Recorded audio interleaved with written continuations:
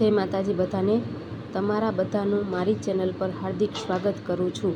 તો આજે આપણે જોવાના છે જીકેના ક્વેશ્ચન. તો સ્ટાર્ટ કરીએ.